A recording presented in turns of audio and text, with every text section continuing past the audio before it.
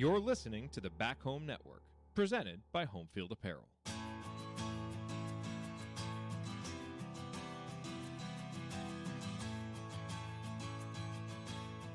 Right up Meridian, baby. All right, folks, welcome back to Right Up Meridian. Got Tony with me, Scott here with you. Appreciate you listening. As you all know, Right Up Meridian is part of the Back Home Network. Back Home Network is sponsored by Homefield Apparel. They're doing a great release of kind of crazy mascots this summer, some really cool stuff.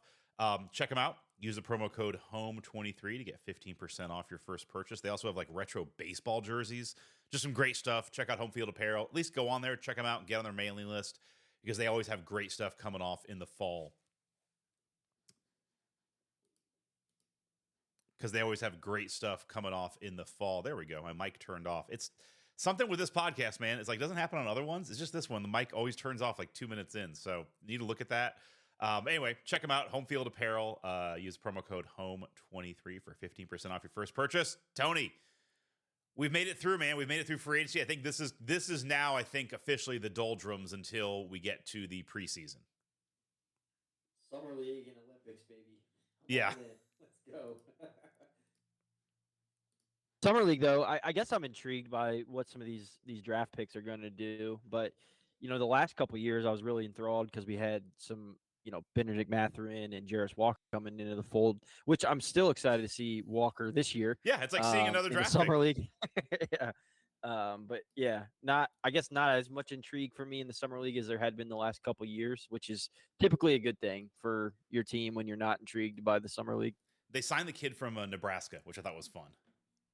Yeah, a little Exhibit 10 contract for Tominaga. By the way, never heard of Exhibit 10 before. There's so many different kind of contract types. I know two-way contracts. Did you know about an Exhibit 10 contract? I think so. Isn't it like if basically you sign with a team and then it's non-guaranteed, but then they waive you and you sign with their G League team and you stay on with the G League team, you get like some sort of bonus or something like that? Sure. You could have said anything there and I would have been like, sounds good. No idea. Yeah. Yeah, it has something to do with like you're kind of getting their rights for your G League team or something and keeping them in the fold if something happens. But we basically got Steph Curry. Yes, we do. We'll see. I mean, it looks great. I mean, you're right. Like, I want to see. I'll watch Summer League just because I'm a Pacers fan. I'm kind of into it, but like I'm definitely going into it being like, all right, whatever I see out of Jarris Walker is kind of a whatever because like I need to see it in the season, and then everybody else, there's really no playing time. I mean, if someone is just crushing it, I like to see Ben Shepherd. I guess Ben Shepherd do a little bit better, but everybody else, there really is not a lot of roster spots on this team, which is a good thing. But the number of guys who've had great summer leagues and then never do anything in the NBA is a very high amount. I think the NBA does a good job of selling summer league, but you're really watching basically glorified summer G League games. Oh, 100%. And my favorite is like these dudes that come in from like Europe and they're like 30 years old and they'll average like 25 a game in the summer league and like no chance they're going to make a roster, but they're the best player on the court at the time. It's crazy. Like the fit and age and all of that is factored in when you look at these summer league things. I saw our boy Miller Kopp is playing for the Thunder in the summer league. Yep. Yeah, it'll be intriguing. I always enjoy watching some summer league stuff. I watched Zack Edey the other night.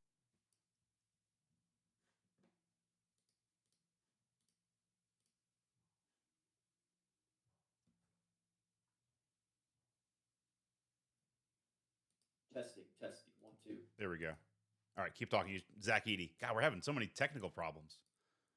Yeah, so, watch Zack Edey the other night playing the Summer League. But what I like about the Summer League is that it's like an immediacy. Like, they were drafted, and then you get to watch them play like a week or two later. Like, it'd be hilarious if the NFL, like, all of a sudden they're playing like 7-on-7 flag football 2 weeks later. Yeah. To get a look at your new offensive or defensive lineman or something. But, no, it happens fast. It's fun. Yeah, no, it happens fast, and then also it's like all of a sudden, you like, well, it's even worse in WNBA because like Caitlin Clark signed, and like 2 weeks later, it's like season started.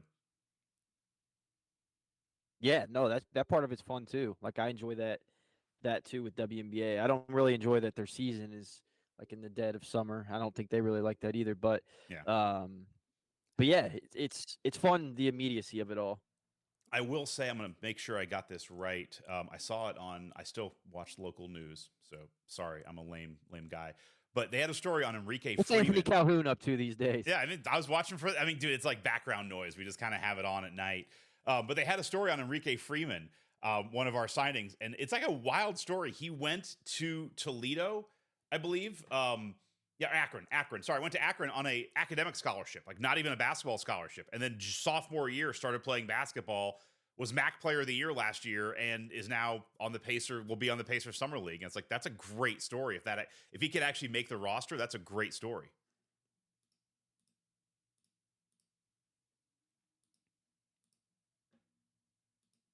I don't know what is going on with there we go. Hold on. We're going to try something. I'm going to unplug this.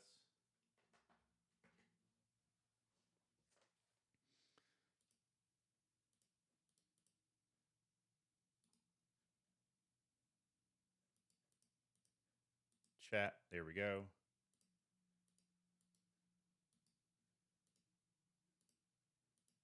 All right. Can you hear me now? Yep. Dude, I don't know. We'll keep going. I'll try it. What were you just talking about? No, I was talking about Enrique Freeman. So they signed him. Yeah. Like he led the NCAA in rebounding last year, I believe, as well. Well, dude, he was like he went on an academic scholarship, and then he just came in. That could be a great story if he actually I hope he can make a roster spot. That would be awesome. I think the Pacers have one still to fill, right? Like of the 15-man roster or whatever. So I'm counting up right now. 1, 2, 3, 4, 5, 6, 7, 8, 9, 10, 11, 12. So that's Haliburton, Siakam, Turner, Toppin, Neesmith, McConnell, Mathurin, Walker, Isaiah Jackson, Ben Shepherd, Wiseman, and Nembhard, who I all think are definitely going to be rostered. That's 12 guys. So you still have 3 more spots. And then I think you've got Kendall Brown on a deal too, right? You do have, I didn't mention Kendall Brown and Johnny Furby is listed. I don't think he's. Yeah, then I thought Furphy would probably be somebody that makes the roster, just given that he was. I mean, the Pacers were super high on. They said that they had him like 14th on their big board. Yeah. So it seems like they were pretty high on what he was able to do. So that if they keep Brown and have Furphy, that's 14. So they've got a spot. Yep. Essentially. Unless James Johnson is still out there, we don't know. No, well, he's more of like a December kind of guy. Like, he's gonna take a few months, really get his feet under him. So let's talk about what the Pacers did this offseason. So I think we've done one pod since the Siakam signing, but you can talk about that if you want. But the main things that we saw this offseason, just kind of lay the table, is you signed Siakam to the max deal. So he's at 42 million, and he'll get that for 4 years. They re-signed Obi Toppin. So he's at 13.5 million a year. I think it was a 4-year, like $40 million deal or somewhere around there. And then the other signing, kind of the flyer, they signed a 2-year deal with James Wiseman, which they didn't talk about the money for like the first 5 days. And finally it comes out league minimum, not surprising, for like 2.2 million. Anywhere you want to take it on any of those 3 signings, I'll let you take first shot at it. Yeah, I mean, with the Obi Toppin stuff, we had talked about last time before they had re-signed him. I think technically his deal was like 4 years, 60 million. Yeah, you're right. But like the average annual value is lower, or whatever the case may be, and it'll like tier its way up as the years go on. But with him, we had talked about previously. I said I didn't think the Pacers were going to re-sign him because I thought they'd want to get Jarris Walker into the fold a little bit more. Now, if you look at the Pacers roster where it currently stands, from a Jarris Walker perspective, based on how they played the team last year, Jarris Walker's their 11th man. Not realistic to have an 11-man rotation in the NBA probably. But kind of after that Toppin signing came out, it basically came out that Jarris Walker is going to play the 3 in the summer league, and he's going to play more out on the wing. So it seems like the Pacers are going all in on Jarris Walker potentially being like a 3 or, that kind of big wing. that can guard multiple positions. And so maybe he overtakes Shepard, the spot that Shepard had in the rotation last year. But that Toppin signing to me was the most interesting one, just because it was kind of up in the air, in my opinion, on like, do they keep Toppin and roll with that, or do they try to give Walker those minutes at the 4 to watch him develop since he was a lottery pick for them? Obviously, we got our answer. It seems like they're going to slide Walker down to the 3. Yeah, I mean, Toppin he fits in so well with this team, and offensively, it makes a ton of sense. And you watch him play, it's like, dude, Obi Toppin was built to play with Tyrese Haliburton. The thing that I question with what the Pacers did this offseason is they needed to get better defensively. And they just didn't do anything. They just brought back everybody, which is fine. And like, this is still going to be a good team. It's a team that, went to an Eastern Conference Finals, a team that had a historically good offense. And I think that, you can say, all right, maybe with another year of Siakam and Haliburton being together, they can learn a couple defensive things. Maybe Walker can come in and athletically do some of those things. But, you're looking at a team where, Nesmith was really good defensively. You have Nembhard and McConnell, who are just always going to be undersized. No matter how hard they work on it, they're going to be undersized. Toppin might be able to increase a little bit defensively. Siakam is long, but not what you would call a stopper. Like, I was wondering what they were going to do, if they were going to bring everybody back or if they were going to try and make a move to get a defensive player. They didn't. So that's my only question out of this offseason. I like the stability. I think everybody being together in another year, I think, is good. And I think this team had some high highs, but I still think we're going to be in a spot where we're going to see what we saw in the playoffs last year, where even, take the Celtics out of it, even against the Knicks, it's like, hey man, how come on 2 rotations DiVincenzo is wide open again? Like, just tons of lapses defensively. I'm not sure how that gets better on this team. Yeah, and we've talked about it a lot on here, but to me, it just starts with the head of the snake with Haliburton. And I think they're kind of saying that too, is like, look, like, until he gets better defensively as a unit, we're just going to struggle because teams are going to attack him. And then if you have to double or whatever with somebody he's guarding, then that's going to leave your Vincenzo's in the corner open and whatnot. So to me, it's got to start with Haliburton. Obviously, that's going to have to happen with strength.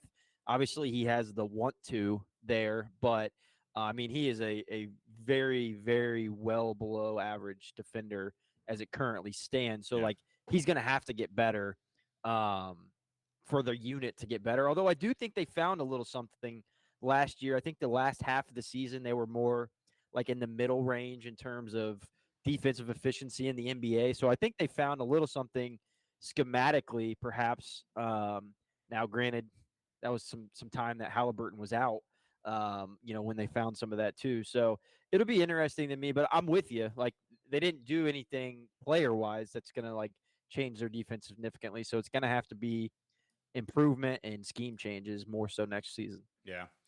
The other one was the Wiseman signing, which I think it's awesome. Like, I mean, it's like, let me rephrase. It's I don't want to say it's fine because it could be awesome, but it's one of those where you're getting him for 2 years, $2.5 million a year. This is the number 2 pick in 2020, which on one hand, it's like, oh my gosh, you got the number 2 pick in the draft. On the other hand, like, Anthony Bennett was the number 1 pick in whatever 2013, and he was out of the league, and you could have re-signed him in 2016 for a league minimum and been like, hey man, this is the number 1 pick. It's like, all right, well, that's not LeBron. That's not Wembanyama. That's a guy who's out of the league. So, potential is one thing. He's had a real hard time getting it together. He had a chance to do it in Golden State.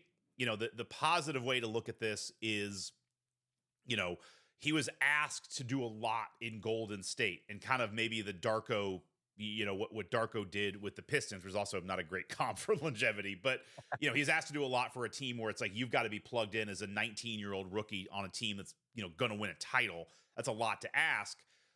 Then he goes to Detroit. His numbers were okay. Detroit is an absolute hot mess of a team, so you can kind of wash that away. And, on the positive side, it's like, look, if this is a reclamation project, kind of like Jalen Smith, who was kind of thrown aside and came here and showed some real promise, or Obi Toppin or Victor Oladipo, we have a long history of taking high potential guys and maximizing their potential here in Indiana. So there's the upside. The downside is, most of the time you get a couple shots at the apple and you kind of are who you are, and you become Darko or you become Anthony Bennett, where it's like, yeah, man, you were a high draft pick and now you're not an NBA player, and that's just the way it is. It probably leans more toward that, where I think in 9 months we'll circle back and be like, hey man, remember Wiseman? We talked about that for like 20 minutes in the pod. I mean, in the end, it's $2.5 million, so it's really not. I mean, that's brawny money. It's not even that much money, so it doesn't really matter. But I enjoy the potential. And there's a world where if he gets his act together and comes in and really maximizes that potential, a la Victor Oladipo, you have an incredible piece to your team. So I think it's definitely a risk worth taking, but in the end, it's probably going to be something that's not going to matter in 18 months. Yeah, I mean, like you mentioned, going to Golden State, he put up good numbers when he was there, but that's a tough situation to find yourself in, in your first season. And as the number 2 draft pick, so it was an odd scenario where Golden State was vying for a title and had the number 2 pick. So an odd scenario there for him. And then being traded to Detroit, it's like, well, that's where careers go to die. In several senses of that case. So Indiana, we love these 2020 lottery picks. I think he's now our 5th or 6th that's been on this roster. And so, why not? Why not take a flyer there? You're also coming into a situation where Miles Turner has 1 year left, and you got to make decisions. Is Isaiah Jackson, viable to take his spot? And then you got to have a backup. Is that going to be Wiseman or vice versa? So, I think there's a possible long-term look at this too by the Pacers brass to see what else they've got in their front court, kind of as an insurance policy based on Miles Turner, because I was just looking at the center market for this season, and Miles Turner has an opportunity to get paid this offseason as long as he continues the trajectory that he was on this past year. So it's like the Pacers got to start figuring some stuff out from money standpoint. They're no longer the team that's got nobody on max deals, and Miles Turner's no longer their highest paid player. They now have 2 guys that are making, $42 million. So I think some of it is a little bit of an insurance policy too on that center position and what they're going to be able to do moving forward at that position, given Miles warrants a big deal after this season. No, I mean, it's funny how these things ebb and flow, where now it looks like it's really hard. Teams are just having a hard time finding centers, to the point that the contract that shocked me, that I am so happy we didn't do, Gogo Patazzi signed a 3-year, $25 million deal in Orlando. So he's making basically $9 million a year. This is a guy whose last year averaged 15 minutes and 5 points a game, 4 rebounds. It's not great. It's not awful. It feels like you could kind of find that anywhere, but obviously Orlando felt like we can't just find that in the open market. We got to pay him. I'd say Miles Turner is 3 times, 4 times more valuable than Gogo Patazzi. So I'm with you. It looks like the market now for Miles could be at least that $20 million he's making now, if not more. I mean, Nick Claxton signed for 4 years, $97 million. Yeah. I mean, so I think this exact same thing you did when I saw that is like this Wiseman thing is Miles insurance. And if Wiseman comes out and looks really good, or at least looks serviceable, or gives you, Gogo Patazzi or better level of performance, I think the Pacers are going to have a real decision to make, because if the market is this high for centers and Miles really is a $20 to $30 million a year guy in the open market, which I think he is, he's a very tradable asset. Like, and I hate to say that, but it's something the Pacers are going to have to look at, is like, you really can't have, if you lock him up for 3 years, $30 million a year, that's your team. Like, that's your team, and now you're in the apron, and now you're suddenly locked in really quick to what was a long process. I think this is something where you're probably going to see, I'd be shocked if you don't see a lot of Wiseman early on and they give him some tries and see what he looks like. And then if that happens, I think Turner is one of the best trade assets out there. Yeah, just for reference, with Nick Claxton, I mentioned he had the 4-year, $97 million deal he got this offseason. He averaged 11 and 10 this past season. Shot 20% from the 3-point line. Miles Turner, 17 points, 7 rebounds, 52% from the floor, 36% from 3-point range, 45% in the postseason from 3-point range. So, and protects the rim very well. Yeah. One of the top 5 shot blockers in the league as well. So when you look at Miles' numbers versus Claxton's numbers, if I'm Miles' agent, I'm going, all right, that we're looking at $30 million deal this next offseason. And so, yeah, I'm with you, man, because that's 10 million more average annual value the Pacers would be owing Miles. And then approaching 30 on that contract as well. It'd be hard pressed to think. I know, and Miles has been in trade rumors for what seems like forever, but I think you're probably going to hear a lot of those again this coming offseason. No, and I think it's something we've kind of touched on it on this podcast a little bit as we looked at next year. This is really the next pivot point, I think, for the Pacers. I think the question comes: do you lock it in, or do you look to movement? I think the other thing that going in Miles' favor, I mean, for what it's worth, is if I'm an agent, I also would throw in, it's like, hey man, for a $30 million guy, this is a pretty low maintenance dude. Like, when you look at some of the other guys who are 30 million or above, it's very much I got to get out of here. I got to have my own team. Like, you're in the James Harden category of pains in the asses, which I don't think Miles Turner is. What's going to be interesting is I do think, the little bits of rumors I've heard, or just, listening to podcasts and stuff, is that I think the Bucks are looking to move Brook Lopez, who is kind of a Miles Turner analogous player. I think he's making $20 million. He's obviously older, probably a little better rim defense at this point, although he has Giannis on his team, which is definitely helpful. But, a 3-and-D big center. It's going to be curious to see if the Bucks move Lopez, what they get for him, because I think you're probably in that or a little bit better than what you get for Miles, because you're shaving 10 years off. But they're pretty much, those are similar type players at similar type contracts. And so if the Bucks are able to get a ton or a good amount back for Lopez, I think Pacers fans should take note. Or if they don't get anything, or they try to move him and they can't, I think the Pacers fans need to take an eye on that too.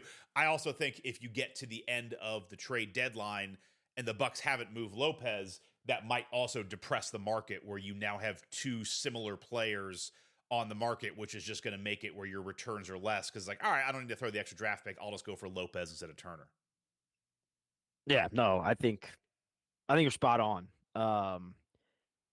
Plus, like you said, centers seem to be at a premium these days, and yeah, it'd just be very intriguing to see what shakes out there. Now, obviously, the Pacers are in contention at the halfway point next year. I can't imagine they're going to shake things up. Right. But, if they're in that 6, 7, 8 range again, like they were this past season, I think that's when they get pretty aggressive on the market and look at shaking things up. And I especially think we saw this past mid-season, trade deadline into this offseason, that like teams are kind of getting a jump start on these free agents.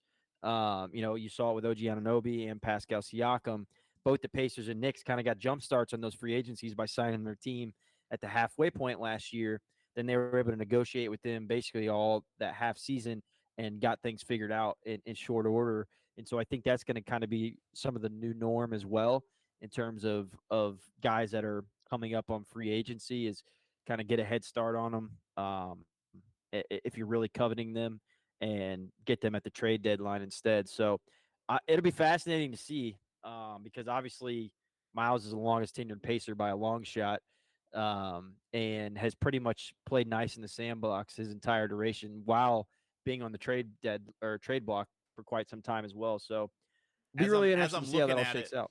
I'm looking at the 2025 free agent class, and so correct me if I'm wrong if any of these guys re-signed or re-upped, but looking at that, there's a lot of centers on here too, which might actually hurt the Pacers as well in trade value. So you have Sengun with Houston, who's a restricted free agent, but I don't think he re-signed a deal with Houston. You have Evan Mobley, who I know is going to be a restricted free agent.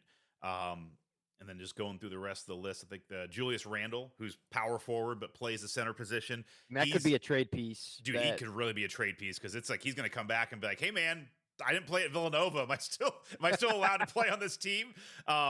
Rudy Gobert is going to be has a player option, which I think we can announce he's probably going to pick that up. So that's not the case because he's got a ridiculously good deal. Turner's listed as the 13th free agent.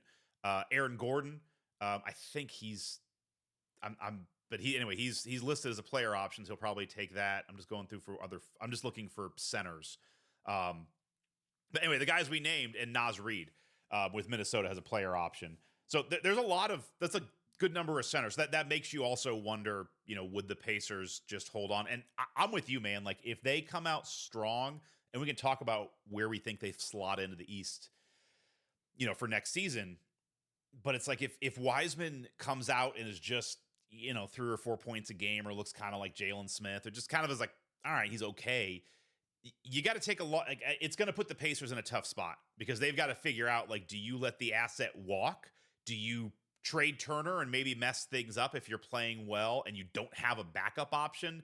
Or do you just let it ride?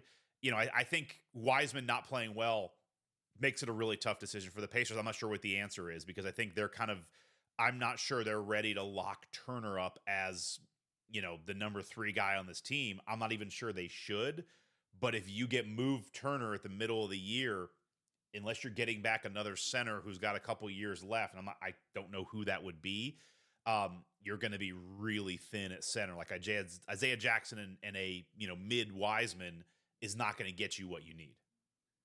No, 100%. And I think we'll have a really good gauge of kind of what the Pacers brass and Miles Turner are talking through in discussions throughout the season based on if he does move or not. Pritchard has long been a guy that's going to try to extract as much value as he can out of assets. When you look back to Paul George and Oladipo and all of those guys, like when it's a guy that is towards the top tier, more times than not, I can't remember the last time the Pacers just lost a free agent that was really, an integral. Lance Stevenson. Yeah, but I think they were okay. That was a weird one. They felt good about that one. That was just Lance having bad counsel. Yeah, I think they were okay with that. Who was who was the year of the spike? Anyway, I'm getting old. Yeah, so I think if he's gonna leave, I think we'll see the Pacers move him. Unless, again, like I said, they're contending for the top of the East. Which I'm not sure they are, because I think the Celtics are going to regress just because they're not going to be pushing it as hard. They're not going to have Porzingis. I was looking at the East, but I still think the Celtics are really good. Like they are still the top of the East, and I think no matter where they slot in, even if they're like the 3rd or the 4th slot, no one's going to be like, all right, man, we're better than the Celtics if you're ahead of them. It's just going to be like, all right, that's a sleeping giant who's just hasn't pushed go yet, and I think I trust them to push go. I think the Knicks, I think they're going to be pretty good. The Bucks, I don't know what the Bucks have done this offseason to make them better, but if they're healthy, they'll be better. They've just gotten older. Yeah, so I'm not as in on them. I think the Sixers, if they can stay healthy, will be good. Although I do wonder with the Sixers if it's like, okay, Embiid, like don't play 61 games to get the MVP. Just play 40 games. Like we'll take the regular season off and just be a real bitch in the playoffs. The Cavs, they were kind of where we were last year. I think the Magic I'm not sure the Magic got any better. They signed a lot. The Gogo Batadze is a perfect example of a lot of guys. I'm not sure. The Bulls are in rebuild. The Hawks are in rebuild. The Nets, who knows? The Raptors are in rebuild. Like there's a lot of bad teams in the East. The Hornets, the Wizards, the Pistons are all a hot mess. The Heat, not quite sure, but it still feels like we're going to be in that 5, 6, 7 range for most of the year. I'm not sure we're going to come out ahead of any of those other teams, even as I'm not sure how good any of them are, except for the Celtics. I think I'm not sure how good the Pacers are going to be. I'd be surprised to see them in the 2 or 3 seed throughout most of the year. What about you? Yeah, I kind of go back and forth. Like, to me, I do. This past year gave me a strong sense of like that PG's kind of coming out party with The Pacers that year, they lost to the Heat in the second round, but kind of gave them a battle, but lost in 6 or whatever. And then the next year they came out and they were the 2 seed and were just a lot better by kind of running it back. Yeah. And I do get some vibes of that from this Pacers team. Like, their best player is Tyrese Haliburton. He certainly hasn't hit his ceiling. Like, he's still growing and figuring things out. They're going to have an offseason with Pascal Siakam. I think their depth, they've really figured out that that's a key piece to, like, maintaining relevancy throughout the year when, other teams have their ebbs and their flows. So I could see a world where the Pacers do become like the 2nd or 3rd seed just based on some of those things. Now, do I think they're the 2nd or 3rd best roster in the East? No.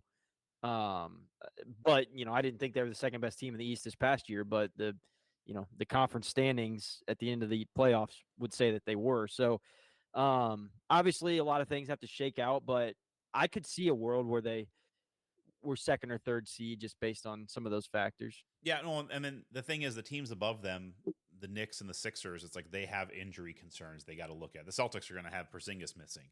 The Bucks are also a real injury concern team, where I think those 3 teams, the Knicks, the Bucks, and the 76ers, are always mentioned above the Pacers, probably rightfully so. But all 3 of those teams I could see being below the Pacers, the standings, just because they could all have injury issues to deal with. And that's why I think the East is really interesting this year, because I think there's the Pacers will make the playoffs next year just because the bottom is so bad, but they could be way overseeded in a good way just because of other teams' inability to stay healthy. Yeah, it'll be interesting because it's like, I think it's a really interesting year for the front office because they're going to kind of be able to see, like, you're kind of coming into that window with Haliburton, like his first window. Like, is this a roster with another piece or so that could contend for an NBA title, or are we farther away than we thought? We got to kind of rethink some things. I think that this year, like, if you kind of hang around that 5, 6, 7 area where you were last year, you kind of are like, all right, we are what we are. Like, this is what this roster is, and you got to figure out a way to improve it pretty significantly. Or you take a step forward and you're like, all right, we're a piece away from, contending with the big dogs. So it'll be an interesting year just based on that, because I think the front office will have some interesting decisions to make based on that. No, I agree, and I think it continues to bring this up, but I feel like it still always comes down to this, that you look at the Pistons had. This is just a take on how important draft picks are and just how important Walker is going to be this year, because the Pistons had that moment where they were either they won a title or they're about to win a title, and they had the number 2 pick and they got Darko, and it's like, well, you swung and missed, and it's like that was an opportunity lost. It's funny, we have Wiseman because the Warriors had the exact same thing, just based on Clay injury, Durant leaving, and then Steph breaking his hand. You had a championship level team with a top 5 player just in the lottery, and then get the number 2 pick in the draft, and they swung and missed with Wiseman. And they could have had Haliburton. They could have had any of these guys, but they didn't. They went for Wiseman, and that didn't work out. And and they still won a title in 22, but now they look like a hot mess. And had Wiseman turned into something real, had Wiseman turned into like Haliburton, and they had Haliburton and Kuminga, like that would be a much different looking team, and they might be able to do the 2 timelines if they didn't.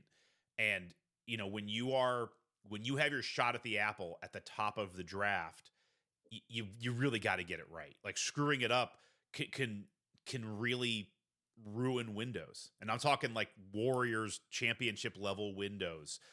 This has always been, I'm kind of rambling here, but this has always been my take with the 76ers, is like what Daryl Morey did with the process.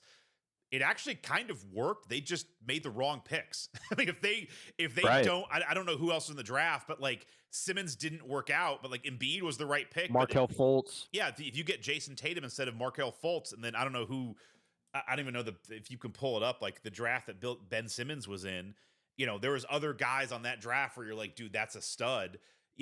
They just had the number 1 pick in wrong years. And also, making the wrong pick is one thing. It's also like, do you have a high pick when, do you have the number 1 pick when Wembanyama is the number 1 pick? And like, that's great. When you have it in a Ben Simmons year, it's like, damn, that sucks. But anyway, go ahead. If they just picked Jason Tatum and Jaylen Brown instead of Markelle Fultz and Ben Simmons. Yeah, they could have had Embiid, Brown, and Tatum. So the process kind of works. Anyway, the point is, with that pick, the Pacers kind of had something, kind of a discount version of what I'm talking about, where they had Haliburton on a young contract. You had a team on the rise, and you had a really high-level pick in that 7th pick. And then they got Jarris Walker.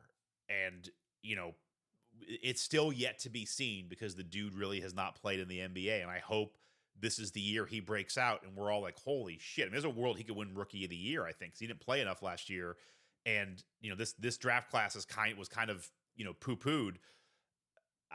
It's just, it's a high leverage pick. Because if Walker is not a player and is not somebody who can provide something in the NBA, that might be what seals the first window for Haliburton. As crazy as it sounds, like that, having a dude like that you can have under contract for 2 more years at that number, that's going to allow you to do a lot of things.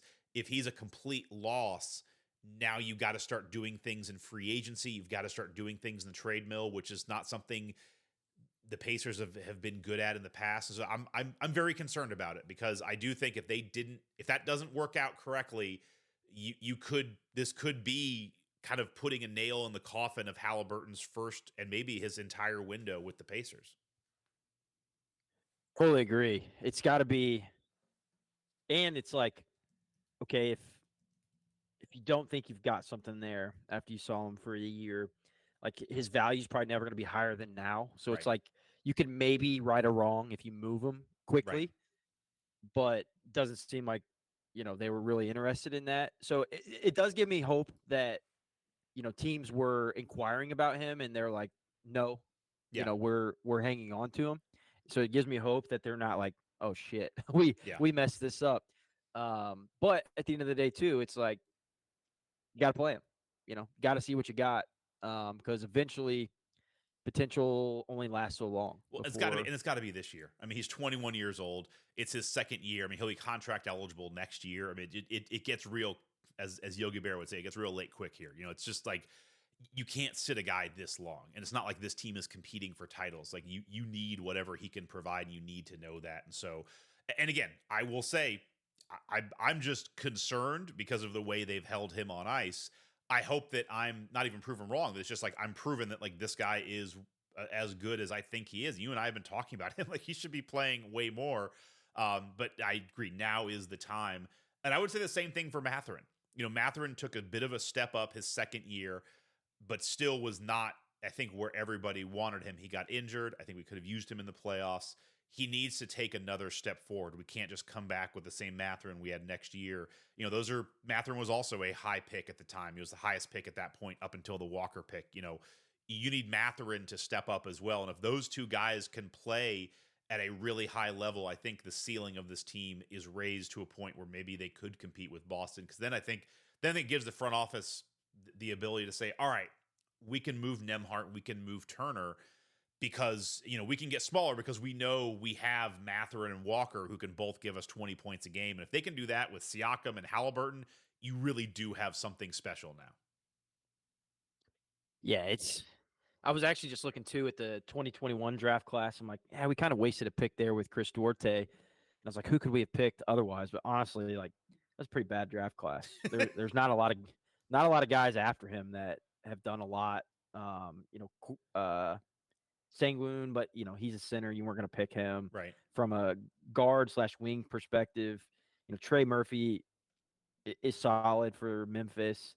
Bones Highland is okay for Denver, and Cam Thomas is kind of the golden goose that was drafted after Duarte that has put up better numbers, but that's just a lucky pick, to be honest. I mean, he was picked 13 picks later at 27, so that was just a tough draft class. Like, I think that the Pacers picking Duarte they didn't really miss on that.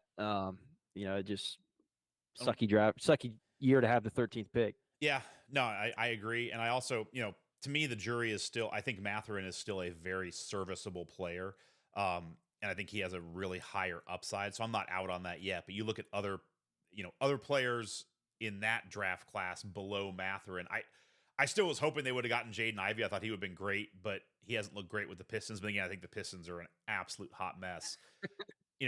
Shaedon Sharpe has been an interesting player, but I think he's similar to Matherin's. Like, he shows signs, maybe a little more athletic, but it's like up and down.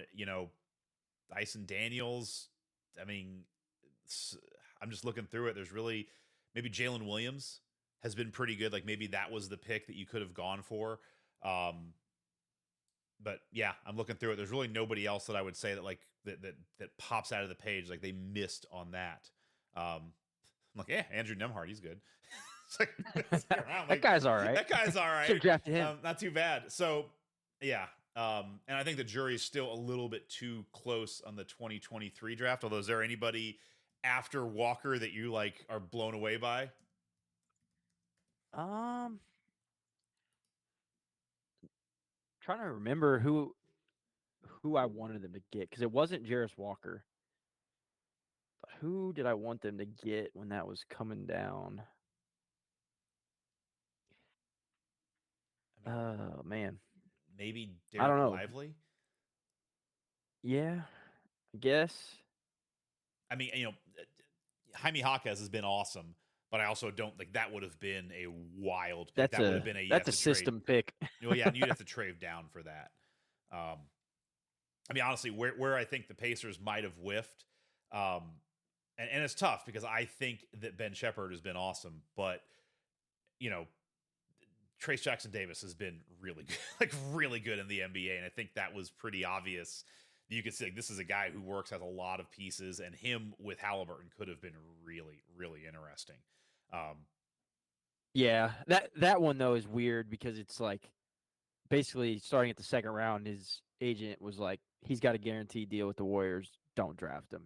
Yeah. And so it was. Oh, is that true? Is that way it went down? Yeah, and his agent is Mike Dunleavy's brother. Okay. And so there was something in the works prior, where they knew that was a good situation for him to go to. It was gonna, he was the 55th pick and got a guaranteed NBA contract. Like, that's not common. So that there was things in the works. Because I remember Pritchard was on the air with, I think it might have been Bowen the next day or 2 days after the NBA draft last year, and they were like, Trace Jackson Davis, a lot of fans wanted you to pick him, and he was like, we like him. It's got to be a two-way street. And so I think his agent was putting some things out there. Makes sense. All right. Anything else from the offseason? Like, any thoughts on the draft? Edey, Bronny, anything else that stood out to you from since the last time we talked? Not really. I mean, yeah, the Edey stuff is interesting. I saw he now has the best odds of winning Rookie of the Year in Vegas, that'd be interesting if he won Rookie of the Year. But I think in the summer league he showed that he can move his feet decently well. He gets up and down the court pretty well, and he's I saw he drew like 18 fouls or something crazy, and he committed 8 in the summer league. So that the whistle has come with him to the NBA. Well, no, I saw some of the screens he's sitting too. Like, he's good at getting the pick and roll going, or at least setting the screen and moving. Yeah, I thought he went really high compared to where I thought he was, but I also but I was also coming around that I saw a world where he would fit into an NBA roster just as a kind of a change of pace guy. And there's a lot of things he can't do, but there's also a lot of things he can do. The thing that I do wonder, once you get out of summer league, and this is something I've heard a couple different places, is, he's still really efficient. He's still really big, but the number of post touches across the league is just down significantly over the last 5 or 6 years. And summer league is not always the way it's played in the actual NBA season. So I do wonder how well he's going to look when we get into the season, when it's like, all right, we're not going to just like stop running plays for John Morant. We're going to start running, post ups. That would be unlike anybody else in the NBA right now. Like, there's like literally 3 or 4 post plays a game. You look at the Pacers, like, they just don't run a lot of post stuff either. So I'm not sure how Edey's going to get his stuff with the way he plays, but we'll see. Yeah, it's going to have to come in like ball screens and putbacks. Yeah.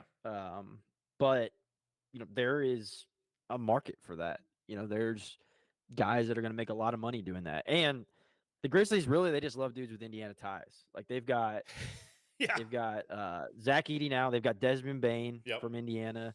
They've got Jaren Jackson Jr. from Indiana. They've got Jake LaRavia from Indiana. Like state, the state of, not university. Yeah. Yeah, no, they don't like anybody from Indiana University. Right. They just like guys with Indiana connections.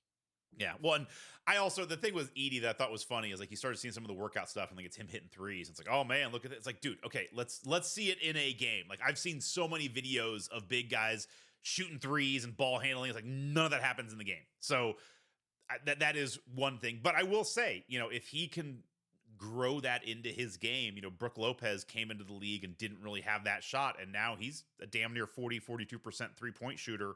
And in that series against the Pacers, I was definitely afraid of him whenever he took a three. And it took him 4 or 5 years to build that out. And if Edey could do that, he's really not, he was huge in college, but Brook Lopez is like 7'2" and a big dude. Like it's not like Brook Lopez is massively quick either. So I could see him having a type of career like that, that's a really good career. In probably hundreds of millions of dollars. The way this market's going. Yeah. So I'm in. Sign me up. Although are there two more different guys in the league just across, like between Ja Morant and Zack Edey? Just they seem wildly different. It's amazing. I've seen a lot of Rush Hour references and stuff. Yeah. I'm waiting for the next, is Edey going to get picked up with a gun charge? Like, where are we going with this?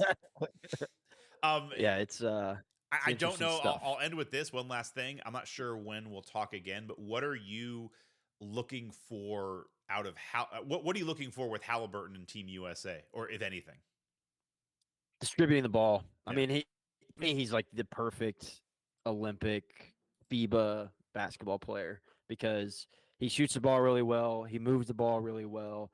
So yeah, that's mainly what I think he'll go out there and do. Kind of like, when he played in the All-Star game, he had a bunch of threes and he passed the ball a bunch. And so I don't think you're going to see him like trying to get to the cup a bunch. Obviously not going to be a big defensive stopper, but FIBA basketball is always funny to me because the 3-point line is like a foot and a half closer. Right. And so like and this is the first time we're really going to get to see Steph Curry on like a FIBA level. So it's like shooting layups for him, and, Haliburton's a good shooter. So I'm excited for that. But yeah, I think primarily, we'll see him as a distributor running that second unit. Yeah, I hope we see him, period. Like I hope we see him play because I do think, and obviously we're pro Haliburton on this podcast, pro Pacers. I think he's probably the most perfect, the best suited point guard on that team for international play. But I also know that this is, there's a lot of politics going on here. There's a lot of agents here. And the way that team is constructed, if Steph wants to close the game, Steph's closing the game. If Durant and LeBron want to close the game, they're closing the game. So, like, there's 3 spots off the bat. No more Kawhi, though. Yeah, Kawhi, it's shocking. Kawhi already left. I saw that. Anthony Edwards is probably getting to that level. Like, I don't know if Haliburton's going to get enough playing time just based on the stature of the guys around him and the fact that a lot of them are probably guys who want to play and want to finish. And so it's going to be frustrating. I think Haliburton's going to look really well in the time he plays. I just wonder how much time he's actually going to play, or if he's going to be kind of pushed back because there's not really enough playing time for all 12 guys to play. That'd be the only thing that I wonder with the construction of this team. They brought in Derek White now, which is good because he's more of the glue guy. I wonder if they should have had 2 or 3 Derek White types on this team as opposed to, Anthony Edwards and Haliburton, or maybe Drew Holiday. I think Drew Holiday is probably in that level too of more of the glue guy. But anyway, I wonder about that, if he's going to get shuffled out and if the stars are going to take a lot of the playing time. Yeah, I mean, when you look at the guard position, you've now got Derek White, you've got Drew Holiday, Tyrese Haliburton. And then obviously Steph Curry, Devin Booker. So it's like, where does Haliburton fall in that pecking order? I think they're going to play Drew and Derek White because of their defense. Yep. And so Yeah, it does kind of lead you to wonder where does Haliburton fall and all that. But at the same time, too, he was the best player on Team USA last year at certain points when they were playing in the World Championships. He was a far better distributor than Brunson was for that team, and that's just FIBA's a different type of ball, Yeah. and that's the thing too that um, a lot of these guys, the USA typically wins when they go all in with like their best players, but they get in some dogfights because it's a different brand of basketball than like NBA, ISO, and all that good stuff. So I think Halliburton is a great asset, but we shall see. Yeah, I mean, honestly, I'm trying to think like what's the perfect lineup for FIBA ball, and you might know this better than me because you watch it. You probably watched a little more than I have, but like I do think what they have here that's nice is with Derek White and Drew Holiday, you have the perfect two guard to have Halliburton as the point because they can cover up a lot of those defensive efficiencies that Halliburton brings to the table. And then, I mean, dude, you could even run small with like Anthony Edwards, Steph Curry, and like Bam Adebayo as a team. Right. You know, that's a team that, while it seems small, you know, the international game just doesn't have as many big players. And I just don't know how you keep up with that and the athleticism.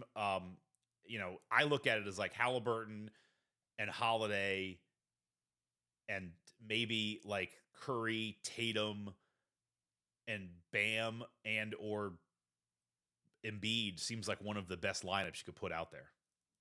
Yeah, even Durant at the 5. You could run a lot of Durant at the 5 and FIBA stuff. Yeah.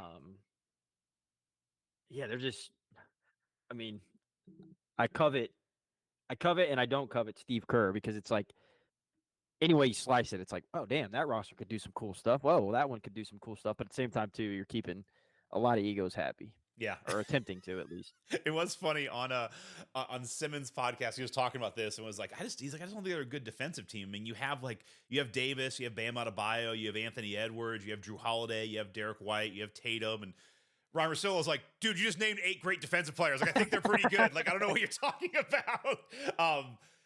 But I do think where this construction of this team is interesting is, and they're probably going to win they're probably going to win the gold. It's not like this is a problem, but I don't envy Steve Kerr either because you do have kind of a weird 2 generations thing going on here where you have kind of the old team with Steph Curry, Davis, Durant, LeBron.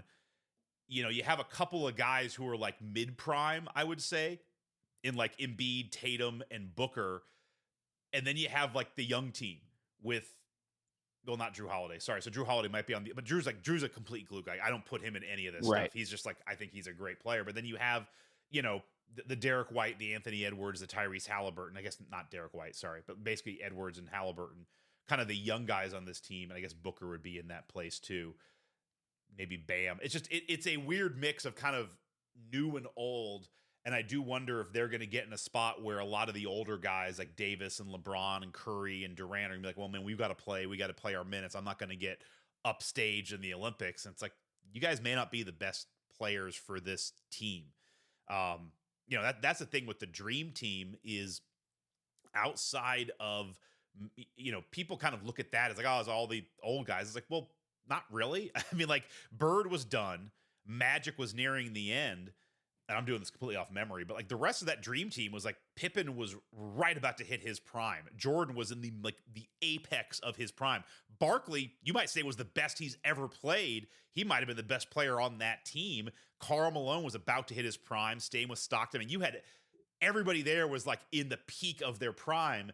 This year's team, I'd say half of it are over the hill, or over their prime, I should say. I didn't hear you mention Isaiah Thomas on that dream team. Is he on that? He's still waiting for the invite. Is he going to get on it? Yeah, he didn't. Jordan said no. Not sure if I kept you up on that. Breaking news: Isaiah didn't make it. Yeah, I mean, even Patrick Ewing was 29. Yep. Yeah, honestly, they were young. I mean, think about it. Chris Most Langer of those was 22. you Chris Mullin was 28. Yeah, I mean, most of the players had their finals runs, their championships, or their best seasons ahead of them. Outside of, I would say, Magic and Bird, everybody had their best or most accomplishments ahead of them, right? Yeah, because I mean, Clyde won his title 2 years later, Yep. and then another one. John Stockton, they made the finals in 97, 98. Ewing made the finals in 2000.